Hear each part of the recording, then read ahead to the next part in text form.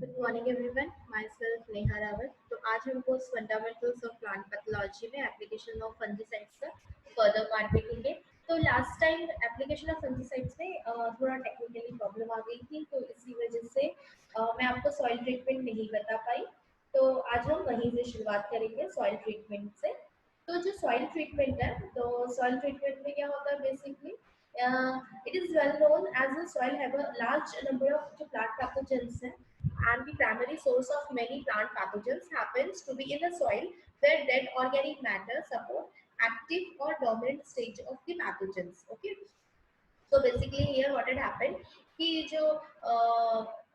जो पैथोजेंस है, ठीक है, सॉइल ट्रीटमेंट हम जब करते हैं तो सॉइल ट्रीटमेंट हम बेसिकली इसलिए करते हैं कि जब अगर आपने ऑलरेडी प्लांट में जब आपने सीड को आपने ट्रीटमेंट कर दिया है, ठीक है, सीड ट्रीटमेंट कर दिया और आपने सॉइल ट्रीटमेंट ही नहीं किया, तो कुछ टाइम बाद जब जो फंजीसाइड है, ठीक है, तो उनका जो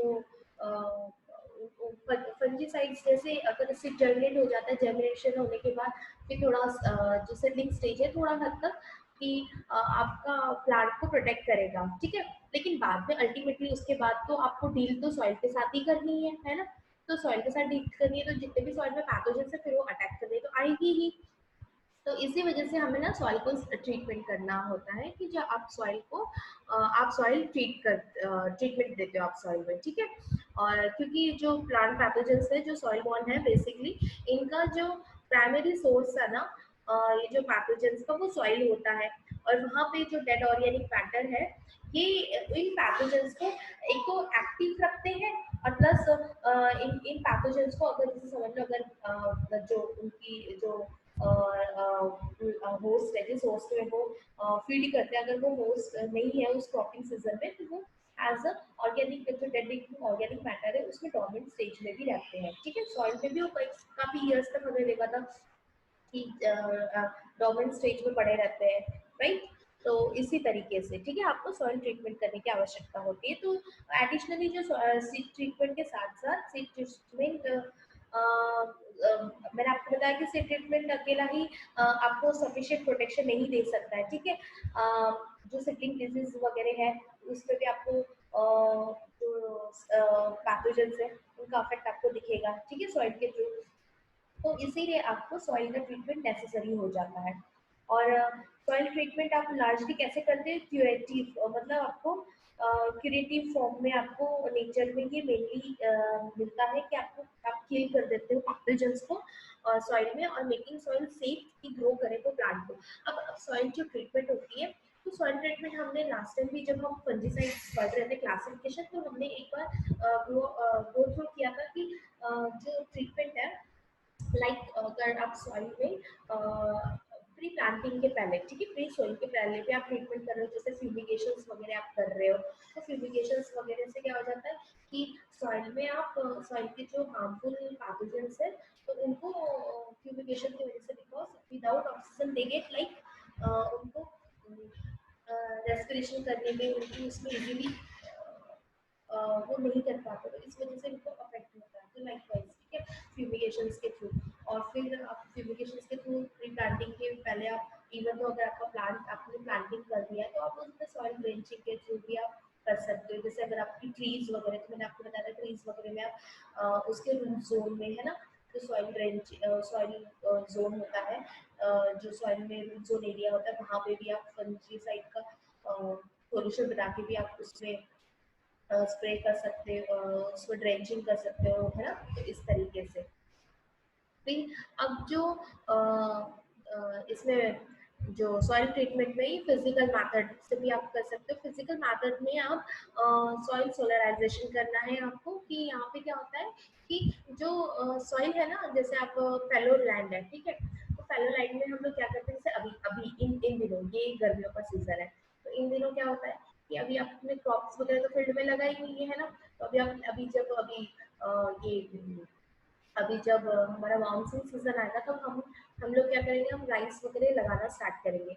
तो उसके पहले अभी आपकी फैलो लैंड है, आपकी लैंड में मतलब खाली पड़ी है, तो अब आप क्या करोगे, सॉइल सोलराइजेशन, मतलब आप पडलिंग वगैरह करोगे कि आप सॉइल को जैसे जो खेतों में हल वगैरह चलाते हैं, सॉइल को पूरा पडलिंग करते हैं, ठीक है, नीचे की सॉइल ऊपर, ऊपर की सॉइल नीचे, इस तरीके से जो पडलिंग वगैरह किया जाता है, तो आप वो फॉर्मेशन आप यूज करते हैं। तो उससे क्या होता है कि जो सॉइल में ना जो हार्मफुल पैथोजेंस वगैरह है ना, तो वो ना सॉइल के सरफेस पे आ जाते हैं। अब सॉइल के सरफेस पे अब आप देख रहे हो कि टेम्परेचर बहुत ज्यादा है, मतलब 40 38 40 42 डिग्री तक टेम्परेचर जब चला जाता है, तो इस टाइम पे क्या हो जाता है कि जो ये हार्मफुल पैथोजेंस होते हैं ना, तो जब ये सरफेस पे आते हैं तो अल्टीमेटली ये क्या हो जाता है, ये सोलराइजेशन की वजह से ये किल हो जाते हैं, ठीक है।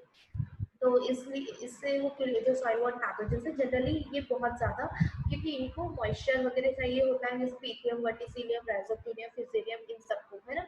तो इससे क्या हो जाता है कि इस चीज़ से इवन दो निमैटोड्स भी, ठीक है, तो इस चीज़ से क्या हो जाता है कि आप ना कंट्रोल कर सकते हो सॉइल सोलराइजेशन से, और ये एक ना फिजिकल मेथड होता है। ओके। अब इसमें जो ये इरिगेट किया, जैसे नर्सरी बेड वगैरह है, तो वहाँ पे आप ना मॉइस्ट जो सॉइल है उसको 10 सेंटीमीटर तक आप वो कर सकते हो, सॉइल सोलराइजेशन कर सकते हो। इवन तो आप ना जो बेड है, आपने जो बेड्स वगैरह बनाए हैं, तो जिसमें आप नर्सरी बेड वगैरह बना रहे हो, तो वहाँ पे आप क्या करो, पॉलिथीन शीट ले लो, व्हाइट कलर की जो पॉलिथीन शीट्स होती है, और उसको आप क्या करो, 4 to 6 वीक तक आप उसको ना ऐसे ढक दो उस पॉलिथीन शीट्स को, ठीक है, और उसमें ना इरिगेटेड करते रहो। तो वहाँ पे क्या होता है कि वहाँ पे इरिगेट करते रहोगे आप वंस इन अ वीक में, और उससे क्या होता है, इस पर्पज से जो इरिगेशन का पर्पज है, इससे क्या होता है, थर्मल सेंसिटिविटी होती है, और जो रेस्टिंग स्टेज होती है ना फंजाई की, वो रेस्टिंग मतलब थर्मल सेंसिटिविटी होती है रेस्टिंग स्टेज में फंजाई की, और वहाँ पे जो इम्प्रूव होता है हीट कंडक्शन में, ठीक है। तो मतलब जैसे मैंने आपको कई बार आपको ये भी बताया कि कई ऐसे पैथोजेंस होते हैं जो कि डोर्मेंट स्टेज में होते हैं। अब वो डोर्मेंट स्टेज में हो रहे हैं पैथोजन, तो उनको किस तरीके से हम लोग उन उन पैथोजेंस को किल कर सके, तो उनको किल करने का एक तरीका होता है कि आप उनको इरिगेट कर दो, और इरिगेट करने के बाद फिर वो अपना रेस्टिंग स्टेज से वो स्ट्रक्चर से वो बाहर आने लग जाते हैं, क्योंकि सेंसिटिव हो जाते हैं, थर्मल सेंसिटिव हो जाते हैं। तो इस तरीके से आप, फिर नेक्स्ट वन है steam sterilization.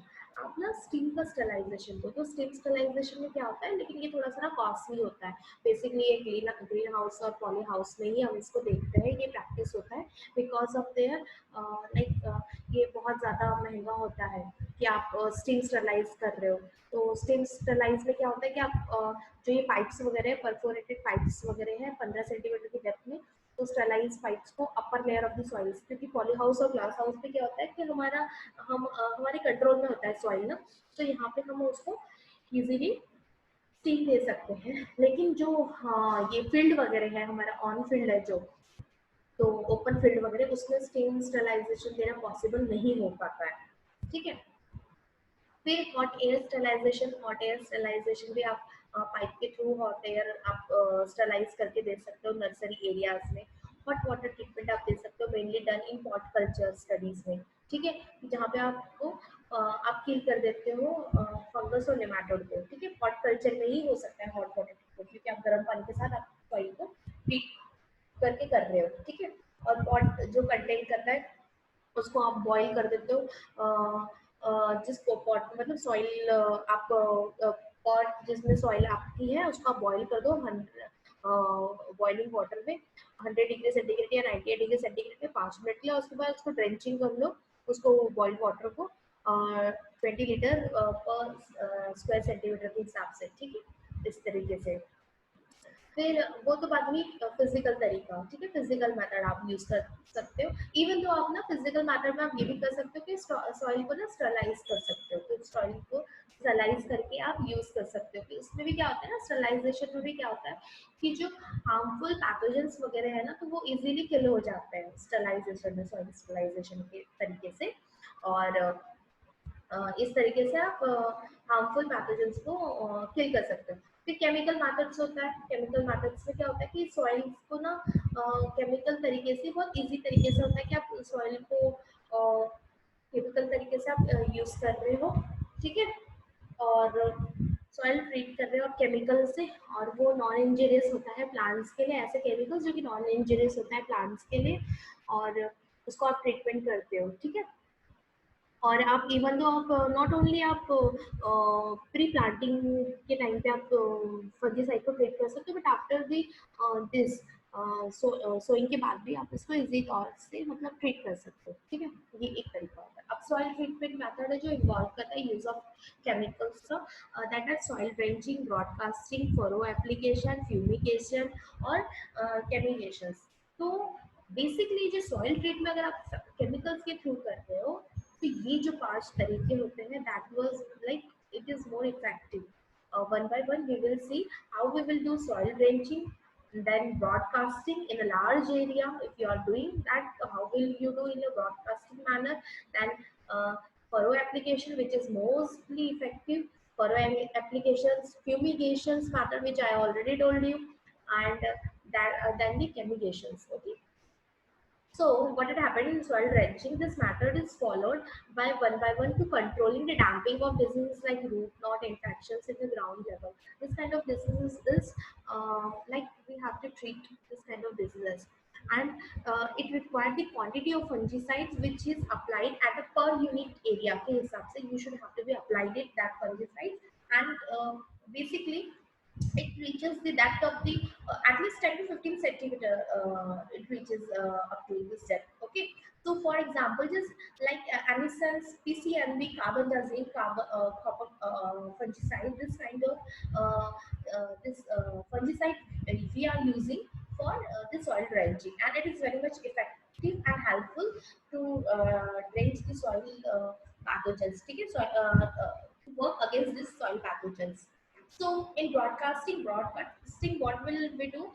The granule fungicides where the pellets or we are broadcasting near the plant. Okay, तो आप ब्रॉडकास्ट कर दे रहे हो उसको प्लांट्स के आसपास, जो ये पैलेट्स होते हैं इनको ग्रैनुअल फॉर्म में, ठीक है, फंजीसाइड्स का।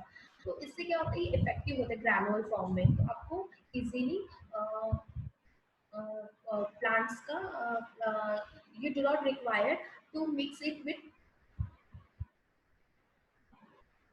water or any kind of liquid. Okay, and furrow application. So furrow application is specifically control of some disease where direct applications of the fungicide of the plant surface uh, uh, as a result of phytotoxin. It is okay.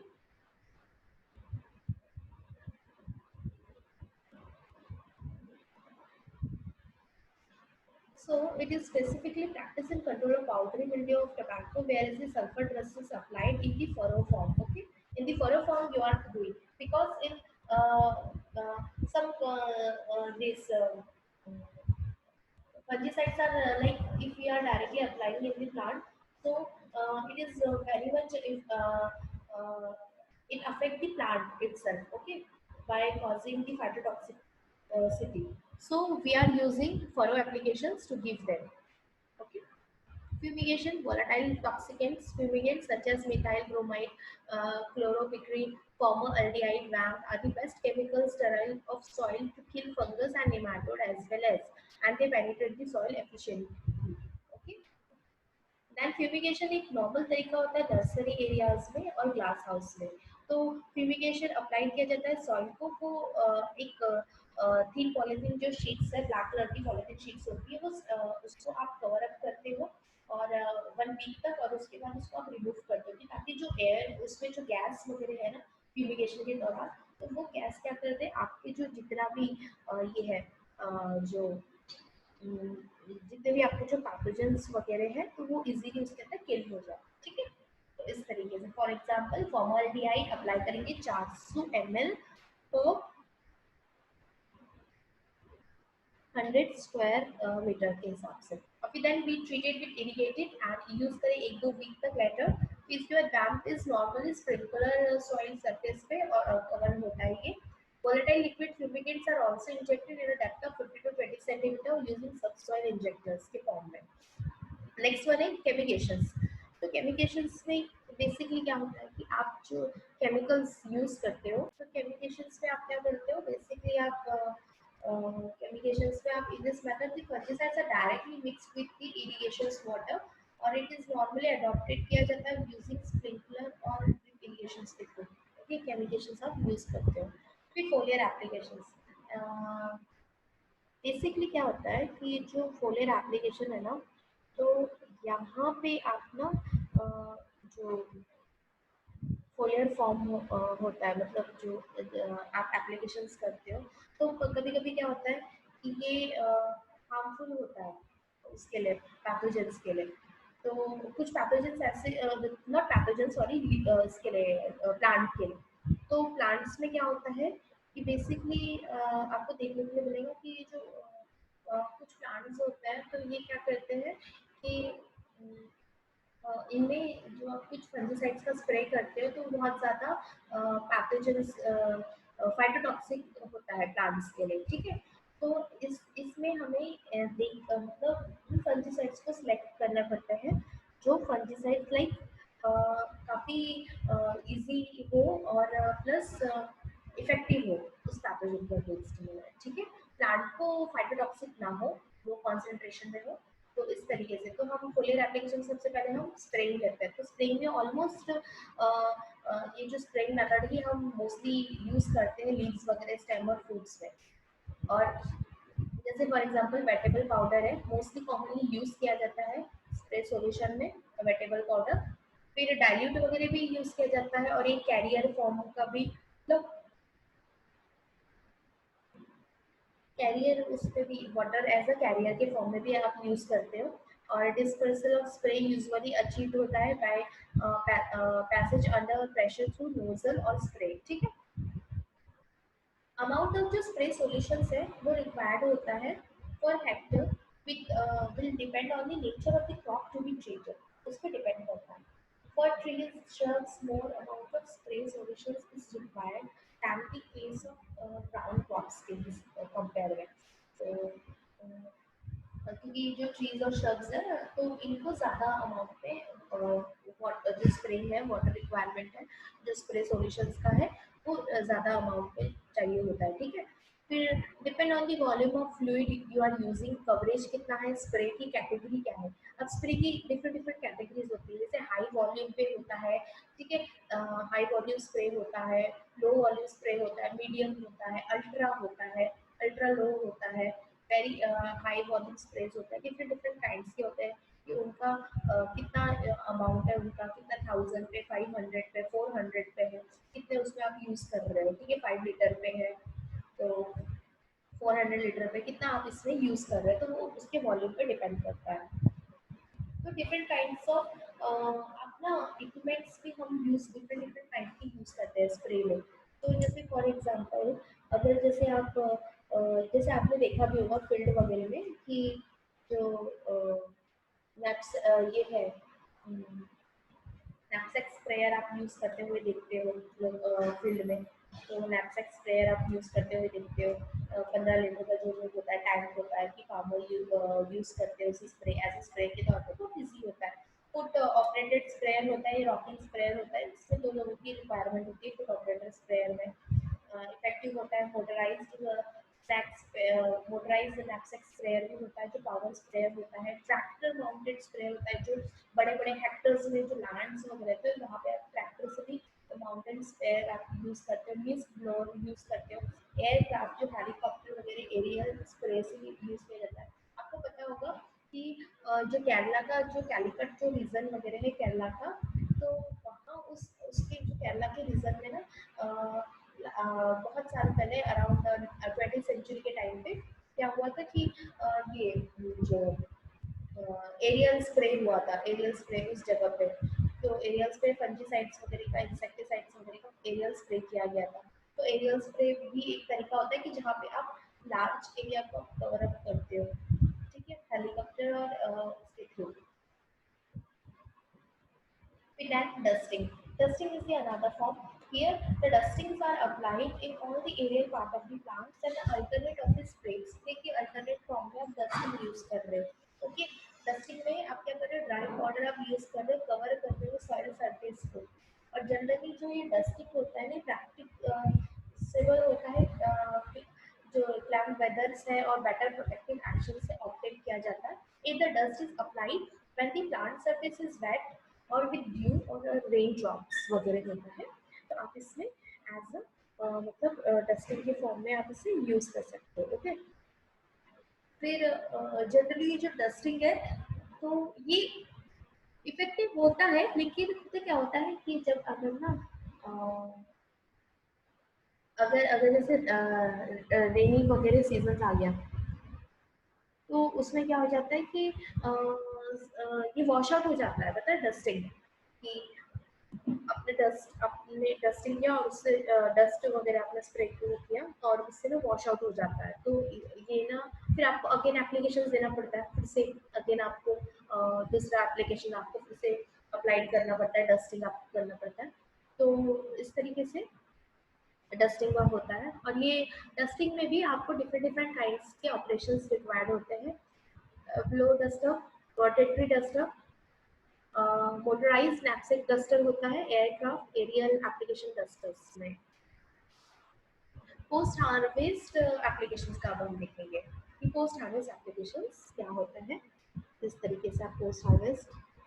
तो जो post harvest तरीके में क्या होता है basically कि जितना भी मतलब जो ये फ्रूट्स है वेजिटेबल्स ये लार्जली डैमेज्ड होता है, ठीक है, आफ्टर हार्वेस्टिंग बाय फंजाई और बैक्टीरिया से। तो यहाँ पे क्या हुआ, ये डैमेज हो जाता है पोस्ट हार्वेस्ट, ये पोस्ट हार्वेस्ट में, ठीक है। जब आप स्टोर वगैरह करते हो तो कोल्ड स्टोरेज वगैरह चेन में जब आप स्टोर करते हो तो फंजीसाइड बैक्टीरिया इजीली डैमेज करते हैं आपको। तो इसमें क्या होता है कि आप ना कुछ केमिकल्स आप यूज़ करते हो एज अ स्प्रे भी कह सकते हो, स्प्रे के तौर पे या डिप करके या फ्यूमिगेशंस के तौर पे आप यूज़ करते हो पोस्ट हार्वेस्ट फंजीसाइड्स, जो कि बेसिकली आप मोस्टली अप्लाई करते हो एक्वेस सस्पेंशन और सॉल्यूशन के फॉर्म में, ठीक है, कि आप डिप करके रखते हो उनको। तो डिप एप्लीकेशंस जो एडवांटेजेस होता है इसका टोटली ये होता है कि मैक्सिमम अपॉर्चुनिटी देता है कि जो पेनिट्रेशन ऑफ इन्फेक्शंस जो साइट्स वगैरह है तो उनके अगेंस्ट में, ठीक है। और सिस्टमिक फंजीसाइड्स क्या होता है, पर्टिकुलरली टाइप बेंजाडोल, ठीक है, जो जो ये बेंडाजोल है, बेनोमिल है, कार्बेंडाजिम है, मेटागिजिल है, फॉस्फेट एल है, we have very effective against the storage disease. तो ये जितने भी फंजीसाइड्स है सिस्टमिक फंजीसाइड्स है ये बहुत ज़्यादा इफेक्टिव है अगेंस्ट स्टोरेज, जो आपका स्टोरेज डिजीजेस वगैरह होते हैं उनके अगेंस्ट। तो बेसिकली हम बेनोमिल और जो कार्बेंडाजिम है ये बहुत ज़्यादा आप यूज़ करते हुए आपको दिखेगा कि हम इसे काफ़ी हद तक यूज़ करते हैं कि जो हमारे स्टोरेज में जो डिजीज वगैरह आते हैं, जो स्टोरेज डिजीजेज है जैसे कि आपने देखा होगा कि बोट्राइटिस वगैरह है, तो बोट्राइटिस बहुत ज़्यादा मतलब ऑन द फील्ड आपको दिखेगा प्लस स्टोरेज में भी आपको दिखेगा। तो इस तरीके के जो डिजीज वगैरह है तो इनके लिए इफेक्टिव होते हैं।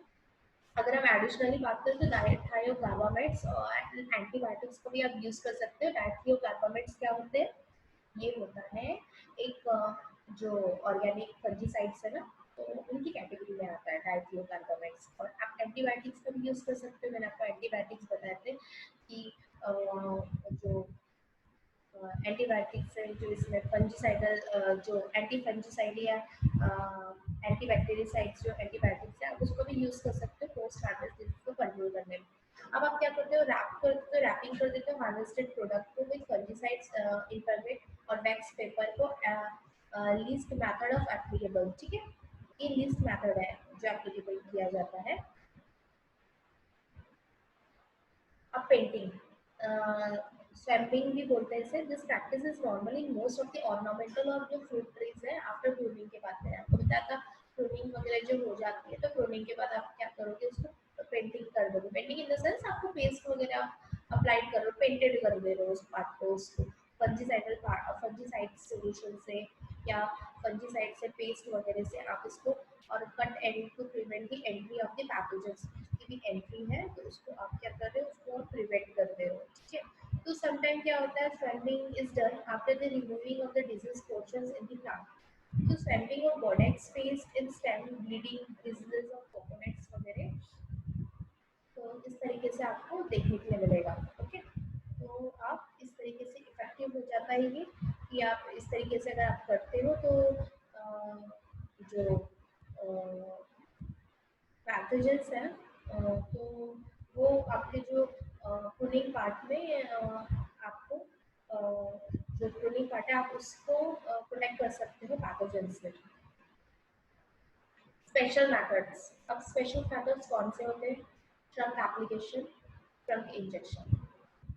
It is the normal adopted in coconut garden में controlled tangier which cause the Gynoderma lucidum diseases. Okay, and it is very much infect. The infected plants are downward hold in made to the depth of 3 to 4 at the angle of 450 okay degrees centigrade at the height of 3 from the ground level with the help of aguar. ठीक है, which is solution contain 2 gram of aerofungicide solution and 1 gram of copper sulfate in 100 ml of water is taken in a slime bottle और जो bottle आप tight कर दो with the tray, ठीक है, tree में आप टाइट कर दो उसे और फिर ये होस जो इंसर्टेड होता है in hole and the stopper को आप एडजस्ट करो, अलाउ करो सॉल्यूशन को कि ड्रॉप करे वन बाय वन। तो ये ट्रीटमेंट जो hole is covered with clay, ठीक है, after the treatment the hole is covered with tray. So this is the effective treatment which we are basically using coconut trees like, okay. So next one is root feeding. So root feeding is also adopted as a control of tangier wilt of coconut instead of trunk application के जगह root feeding भी effective है। Root resin is exposed किया जाता है actively growing young root selected और उसके बाद giving उसको a slant cut at the tip and then root is inserted into a poly bag containing 100 ml of fungicide solution. The mouth of the bag is tied tightly with the root. Okay, that was the effect and it is the helpful method for the root feeding. Now the next one is pseudostem injections. So here in this method, this is very much effective for controlling the aphid vector. Okay, uh, Pantalonia nigronervosa. Okay, so this aphid vector, Pantalonia nigronervosa, it is the vector for bunchy top of banana. याद रखना, बहुत बार पूछा जाता है कि aphid कौन सा aphid factor है जो बंची टॉप ऑफ बनाना के लिए है, तो उसका आपको this common name Pentalonia nigronervosa आपको याद रखना होगा, ठीक है। तो banana injected is used for injecting the insecticides. Banana injector is nothing but an apps baby sprayer of 500 ml की जो कैपेसिटी होती है, in which a nozzle is replaced by lure lock system and aspirator needles number 16. The tip of the needle is closed and the two small holes are made in opposite directions. मैं आप इसे बना रहे हो, okay? It is free flow of fluid and the lock system prevented in the needle from dropping the sprayer. 1 ml of monoprotophos जो mix किया जाएगा water के साथ 1:4 रेशियो में इंजेक्टेड किया जाएगा सूडो स्टेम में। अब आप कह रहे होंगे मोनोप्रोटोफॉस तो फंजीसाइड नहीं है, इंसेक्टिसाइड है, तो ये क्योंकि बेसिकली क्या होता है, ये जो मैंने आपको पैथोजन बताया, ये जो एफिड वेक्टर है ना, मैंने आपको बताया था पेंटालोना निग्रोनर्वोसा, तो ये एफिड वेक्टर है बंची टॉप वायरस का, तो बंची टॉप ऑफ बनाना का, तो ये वायरस को ट्रांसमिट करता है। तो ये जो एफिड वेक्टर है तो इसके लिए आप इंसेक्टिसाइड तो यूज करोगे ही, तो फिर इसीलिए आप इसे यूज कर रहे हो। ओके, इंजेक्ट कर रहे हो आप सूडो स्टेम में 3 मंथ ओल्ड क्रॉप में and repeated twicely at the month interval. Okay, the same injector can use to kill the bunchy top infected plant by injecting 2 ml of 2,4-D, ठीक है, 2,4-D का आप ले रहे हो और मिक्स कर रहे हो वाटर को 1:8 के रेशियो में। अब कौन इंजेक्शन तो इफेक्टिव है मैथड टू कंट्रोल दी जो पनामा विल्ट है बनाना का, fusarium oxysporum pathovar sorry formal species cubensis. तो fusarium oxysporum formal species cubensis confuse मत होना, वो बंची टॉप बनाना था, ये पनामा विल्ट है बनाना का। बंची टॉप यानी कि जो बंच है ना, बंच फॉर्म में हो जाता है बनाना टॉप में, और ये पनामा विल्ट है, यहाँ पे विल्टिंग कॉज कर रहा है। और विल्ट जो है वो फ्यूजेरियम की वजह से होता है, और जो बंची टॉप है वो वायरस की वजह से फॉर्म हो रहा है, उसका वेक्टर है एफिड वेक्टर, एफिड की वजह से हो रहा है, एफिड वेक्टर का नाम है पेंटालोना निग्रोनर्वोसा, ठीक है। Here the capsule applicator is used for a purpose and it is nothing but an iron rod of 7 mm thickness to be which a handle is attached at one end. The length of the rod is 45 centimeter. The iron plate is fixed at a distance of 7 centimeter from the tip. So here the corn is exposed to removing the soil and the hole is made at 45 degree of angle, a depth of 5 centimeter. One or two gelatin capsules containing 50 to 60 mg of carbendazole is pushed in slowly and covered with soil. Okay.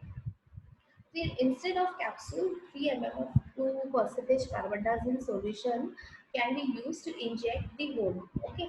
कि आप क्या कर रहे हो कि यहाँ पे basically आप एक एक और एक से मतलब एक या दो जेलाटाइन कैप्सूल का ले रहे हो जो कि 50 से 60 ये जो मिलीग्राम का होना चाहिए कार्बनडाजिम का, और इसको आप स्लोली स्लोली आप इसे सॉइल में वो कर रहे हो, ठीक है, आपने डाल दिया तो वो कवर्ड हो जा रहा है सॉइल में, ठीक है। और कैप्सूल की जगह आप ऐसा भी कर सकते हो कि 3 ml 2% जो है कार्बन डाइऑक्साइड सॉल्यूशन का आप इंजेक्ट कर दो होल, उस इंजेक्टेड कर दो होल में, ठीक है। अब पेयरिंग एंड आप जो ये है फ्यूजेरियम वगैरह है, बोरोइंग निमैटोड जो है बनाना, बोरोइंग निमैटोड ये बहुत इम्पोर्टेंट चीज़ है यहाँ पे याद रखना कि बनाना में फ्यूजेरियम विल्ट जो, ठीक है, use of fusarium wilt and borrowing nematode. Borrowing nematode कौन सा है? Rhodophyllus simili. That was is the boring nematode. Okay, so you should know about Rhodophyllus simili.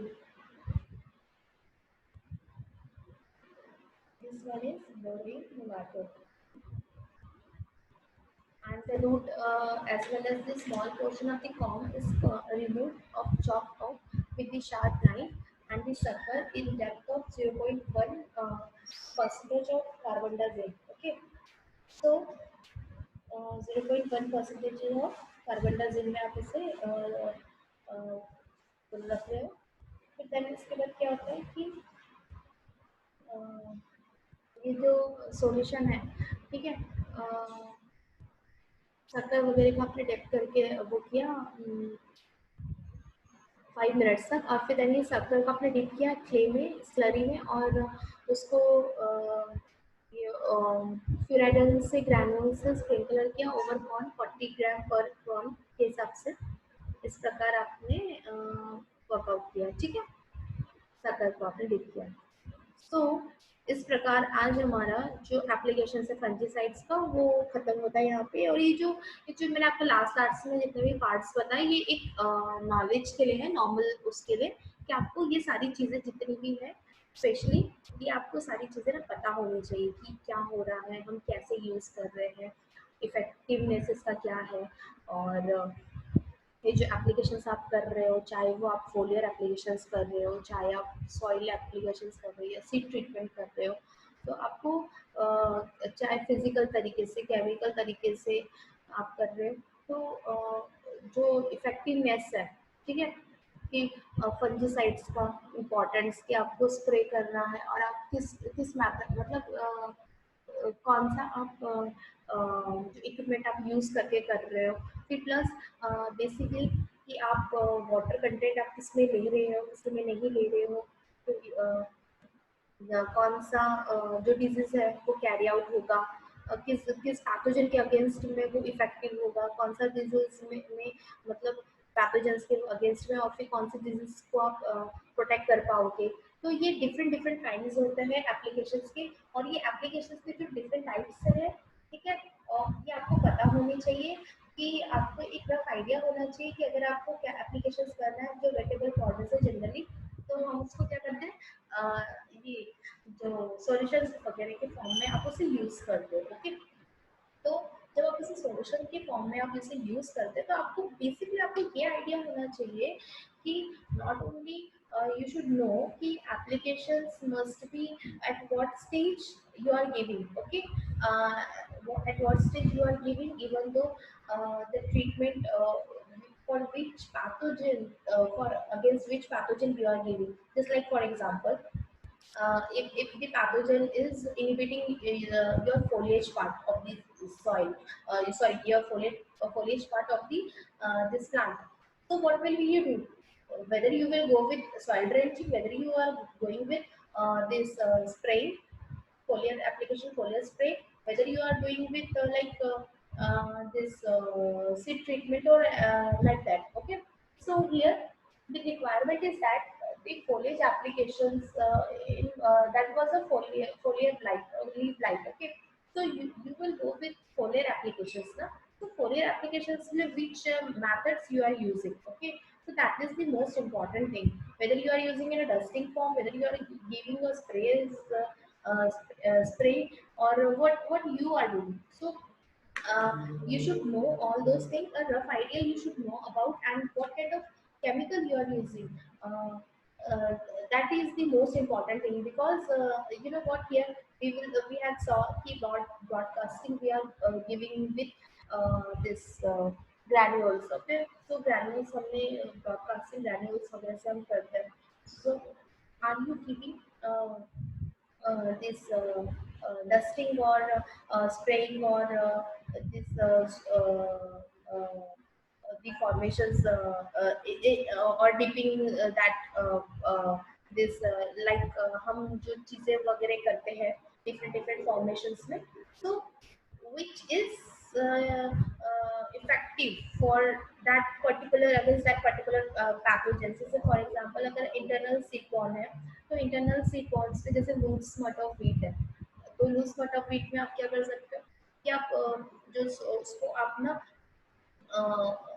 जो हॉट वाटर ट्रीटमेंट आप दे सकते हो प्लस आप ड्राई उसमें सोलराइजेशन आप वगैरह कर सकते हो, है ना.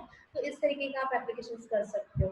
तो अब आप हॉट वाटर ट्रीटमेंट और ये उसमें तो नहीं कर सकोगे अगर आपकी सैंडेबल क्रॉप है, ठीक है, सैंड मतलब आपकी ऑन फील्ड क्रॉप है उसमें तो आप नहीं करोगे ना, इसीलिए. So likewise even though soil treatment from starting to ending, that means soil treatment से लेकर सीड ट्रीटमेंट से लेकर स्टैंडिंग क्रॉप तक आपको एवरी वेयर अगर आप प्रिकॉशंस लेकर चलते हो तो it is very much effective. Curative अगर आप मेथड आप यूज़ करते हो, ठीक है, क्यूरेटिव अगर आप करते हो तो बहुत अच्छा कि आप मतलब अपने प्लांट को डिजीज होने से काफ़ी मतलब प्लांट आपका प्रोटेक्ट कर पाओगे आप उसको डिजीज होने से, ठीक है. That is simplest and the easiest way to protect your plant from this all kind of this pathogens, and it is very much helpful also to have this अगर आपको ये सारे मेथड्स अगर इजीली पता है तो आपके लिए ये बहुत ही इजी तरीका हो जाता है कि आप वर्कआउट कर सकते हैं चीज़ों में. Okay, so likewise you should know the things and ये जो मेथड्स मैंने आपको बताए हैं चाहे वो फ्यूमिगेशन, ब्रॉडकास्टिंग, ड्रेंचिंग, फरो, ये आपको पता होना चाहिए. इवन तो कौन सा मेथड, कौन सा ट्रीटमेंट किस सॉल्यूशन में आता है, किस मेथड्स मतलब किस इसमें यूज होता है. सीड के लिए अलग होगा, सीडलिंग के लिए अलग होगा, सॉइल के लिए अलग होगा, फोलियर के लिए अलग होगा. So likewise, okay. So even though you also know the advantages and the disadvantages, in the middle of these lectures, I have told you some advantages and some disadvantages of some like what are the advantages of soil water treatment. So what are the disadvantages of soil water treatment? So here, advantages is that it is easiest way to kill the pathogens, not only the fungi but also the nematodes. Okay, but what are the disadvantages? The disadvantages is that the the embryo or the seed get easily killed if you don't know the time. If you are not uh, अगर आप like अगर आपने time से ज़्यादा अगर आपने उसको hot water treatment दे दिया है तो then it will affect it likewise. Okay, so this is a way to you should know the advantages and disadvantages, the way through which we are giving this kind of treatments. Okay, so here physical method, chemical methods, everything you should know regarding this. And uh, from the soil treatment I started because last lecture because of this some technical problem. The soil treatment has been, I had not completed that point. So here in this lecture, I just started from the soil treatment. So thank you for that. It's completed your applications, fungicidal applications. Okay, it is completed. So here the methods, their uses, what is the use of applications, uh, what is the use of this fungicides, the methods, their applications, everything I just covered it in this lecture, in the whole lectures. So basically, you just go through, and if you have any type of doubt, you should just tell me so I can clear your doubts regarding this applications and their methods or uses. Okay.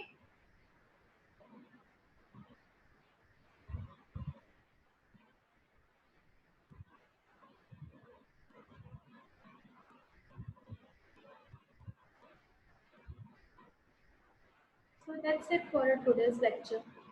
So now we will see in the next lecture uh, the integrated IDM, integrated disease management.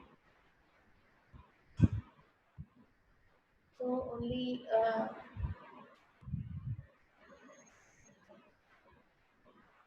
and from the next lecture, I will also do one thing, that this uh, quiz.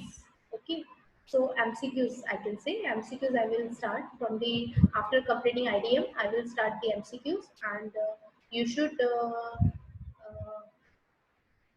go through that MCQs, okay? And whatever up to today, whatever the lectures I have given you, every lecture you should please go through the lectures.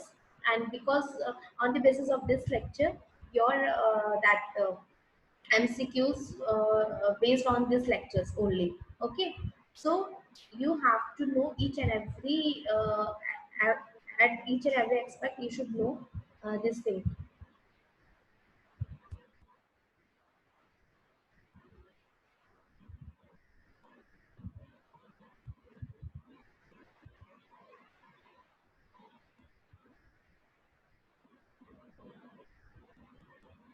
So thank you so much. So that's all for today's lecture. So we will meet with next lecture. This ideal. Okay.